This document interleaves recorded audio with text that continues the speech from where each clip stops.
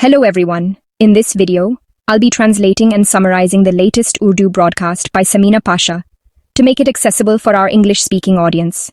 Let's go through the key developments and insights in Samina Pasha's words. Today, I will tell you about the violations of the ceasefire, and many people were saying that there should be celebrations regarding the Israel issue. There should be a big celebration, and Pakistan should take full credit for playing a significant role in the ceasefire. At that time, I had expressed my concerns that this ceasefire didn't seem permanent, and that you can't trust Israel. Now those concerns are proving to be valid. We'll discuss this in detail. Additionally, Sohail Afridi, who has become a source of trouble for the government, has not formed his cabinet even after 4 days of taking the oath. Despite this, he hasn't attended any major meetings.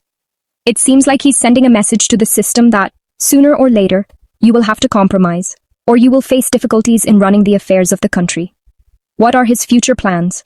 What are the issues with his initial signaling, and what could be its impact? We'll discuss that as well. Also, a case was filed against journalist Matiullah a year ago, and now the trial will begin. All journalist organizations are up in arms against it. Various parties are condemning it because it's such a low-quality case. Along with this, we will also discuss how another lie of the Punjab government is now being exposed. There's a lot in this vlog, and I request that you subscribe to the channel if you haven't done so already. First, let's talk about how the political situation in the country is shaping up. At the moment, Sohail Afridi, the newly elected chief minister, who was initially believed to be an inexperienced player, now seems to be making quite an impact. It has been 4 days since he took the oath, but still, he hasn't formed his cabinet. The reason he's giving is that he believes he needs to consult with his leader, Imran Khan, which is his right. After that, he wants to finalize his cabinet. He has made considerable efforts for this, even visiting Attock and knocking on the doors of the courts. There is also a hearing scheduled today for his petition regarding the meeting request. Additionally, he personally contacted the government and requested Shahbaz Sharif to arrange a meeting with Imran Khan. He is trying everything he can, but at the same time, he is also opposing the government. For example, he didn't attend a meeting about Afghan refugees, protesting against it. This has caused some discomfort, as it's evident that he's not backing down. His early signs show that he is very firm in his stance and isn't ready to step back anytime soon. He has also called for a jirga, and another urgent action of his is that today, the Khyber Pakhtunkhwa Assembly session has been convened. This will be closely observed because earlier, this session was postponed until October 28, but suddenly, with just 24 hours notice, it was called. It seems like there will be some heated speeches, and many important matters might be discussed, which is why the session was urgently restored. On the other hand, it seems that there is an ongoing political game to run the system without Imran Khan and PTI. However, the reality is that things keep circling back to the same point. The government may be running, but the country is not. No matter what angle you look at it from, today I noticed that inflation has surged again. The prices of vegetables are extremely high. Tomatoes, for example, are selling for no less than 500 rupees per kilogram anywhere in the country. In fact, in Karachi, they may have reached 600 or even 700. Similar situations exist in different cities of Punjab. The reason for this could be the deteriorating relations with Afghanistan, which caused a halt in the supply of some vegetables, thus impacting prices. But overall, the price of flour, sugar, vegetables, meat and milk has increased. So, inflation is on the rise again, and these are daily necessities that both rich and poor have to use. Now, you will start to feel the impact of this inflation. As you know, people's purchasing power has decreased. Jobs are scarce, and the new wave of inflation indicates the country's economic struggles. If you look at the macro indicators, you'll see that the trade deficit has ballooned. Large-scale manufacturing has significantly declined, and the overall industry is stagnating. So, none of the economic indicators are looking good right now. Foreign investment is almost non-existent. If you look at the last 2 years, there has been no notable investment, and even the companies that were here have pulled out.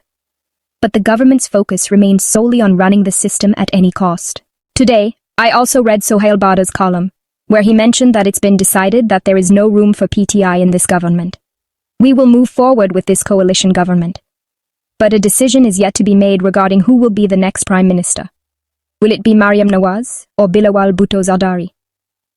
Both are candidates, but the situation in Punjab is such that no party has a clear advantage.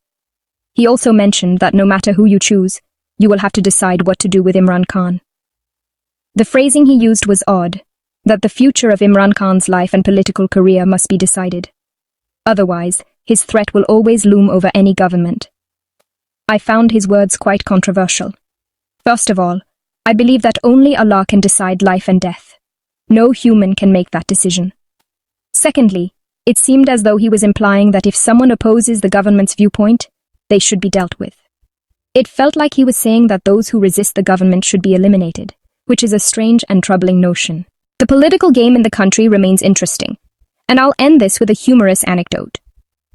The core committee of the People's Party recently met and decided that they will give this government another month to see how they perform and whether they implement their suggestions or not. So, I can only laugh at this because they say that you should stretch your legs as far as your blanket allows. So, if you have no authority over something, then why do you make such grand statements? When you know you can't decide this on your own, or you're not in a position to decide whether you should go along with this government or not, whether you should maintain unity or not, then why do you make such bold claims saying that we will decide if we want to move forward or not?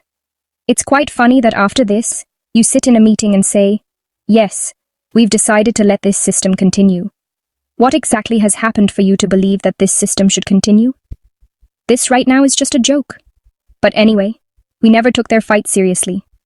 You must have noticed. I didn't talk much about this in my vlogs. But anyway, let's talk a little about the current situation in Lahore because I was noticing that yesterday some accounts were trying to create a major narrative that the smog, which usually engulfs Lahore these days, and especially becomes denser during November, is now under control. They brought in these anti-smog guns, and there was talk of massive machinery that has been deployed. According to them, smog has been eliminated, and everything is great. But the truth is, the smog season hasn't officially started yet. It usually starts after the 20th of the month in Lahore and lasts until the end of November, making it about a month to a month and a half long, with the most intense smog occurring around the 10th to 15th of November.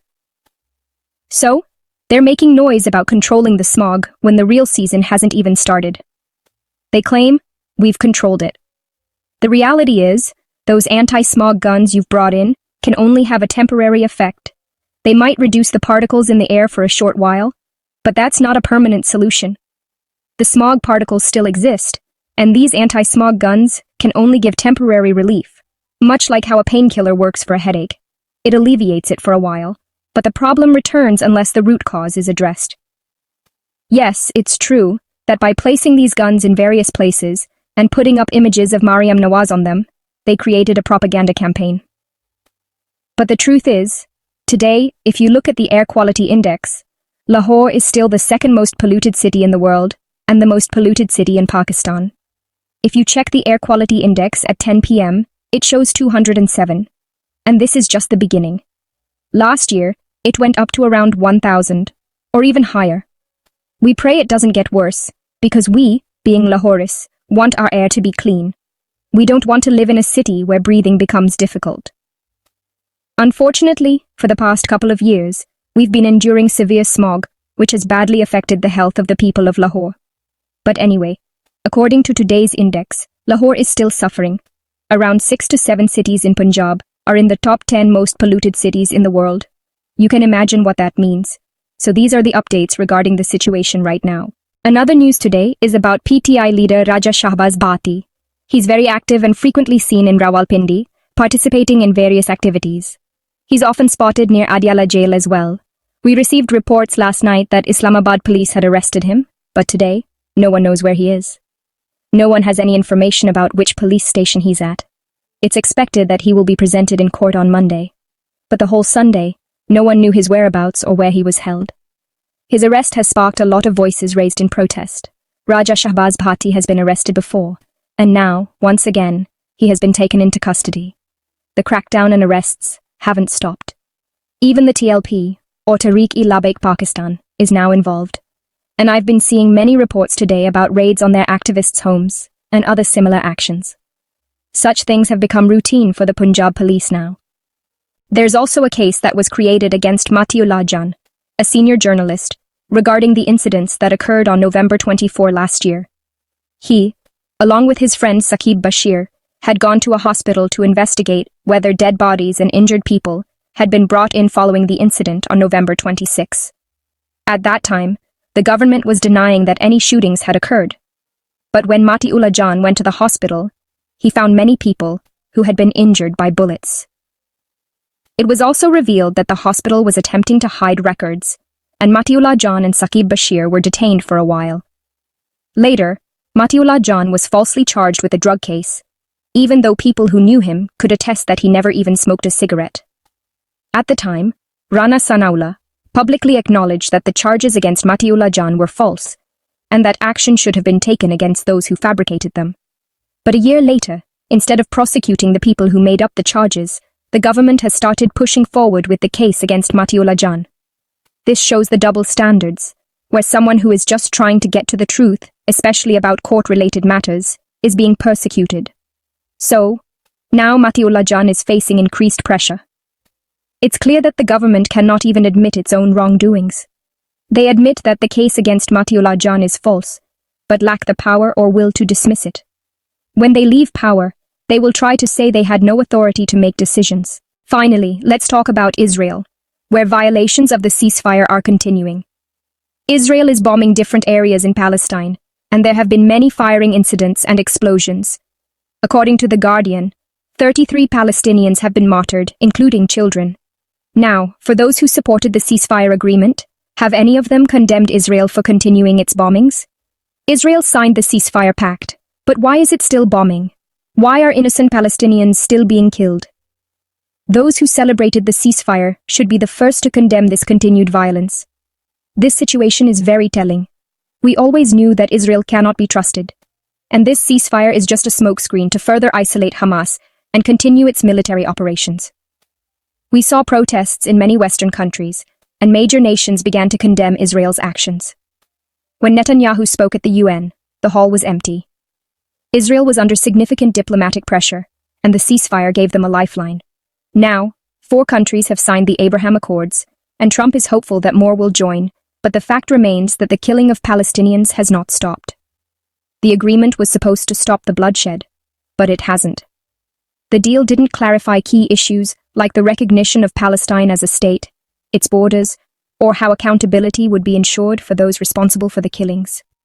The situation is evolving, and the true results of this deal will become clearer with time. We'll discuss it more in future updates. That wraps up our translation of Samina Pasha's video. I hope this English version helped you understand her message better. Please like, share, and subscribe to Awami Lens to help our community grow. Don't forget to leave a comment below and let me know what you thought of this effort.